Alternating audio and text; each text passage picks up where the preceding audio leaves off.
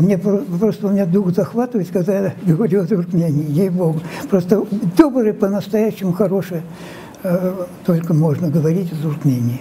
Şu ayın başında Moskvanın etegindäki Balashka şäheriniň taryhy we ülkäni öwreniş muzeýinde hudojnik multiplikator Türkmenistanyň at gazanan medeniýet işgäri Yevgeniy Ivanovich Mikhilsonuň renkli durmuş adly sergisi açyldy. Sergide hudojniň akvarel, peyzaj we natürmort işleri ýerleşdirildi.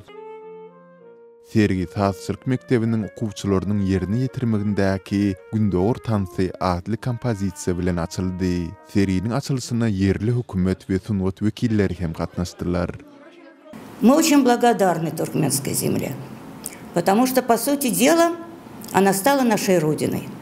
Те люди, которые приходят и знают биографию Михельсона, они говорят: мы видим здесь туркменское солнце. Это говорят дети, это говорят взрослые. Поэтому связь Туркмении в этих работах безусловная. И наше сердце там безусловно. А на данный момент из этой выставки моя любимая картина, наверное, дыня, потому что она символизирует Туркмению, ковер, наш виноград, наши гранаты. Вот, поэтому она самая любимая. Я эти картины видела с самого раннего детства. Конечно, они вызывают восхищение, восторг и на данный момент большую гордость за то, что я знакома с такой семьей, с этими людьми.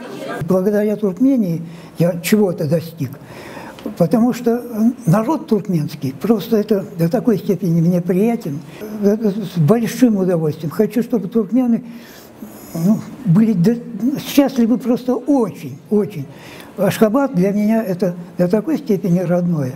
Меня прям дух захватывает от встречи с нашими друзьями. У нас же там полгорода было знакомых. Вы понимаете, там я встретился с такими людьми, как Баба Ананов, Майя Шахбердыева, не говоря уже о Нуры Халманетове и Дворби Байрамове.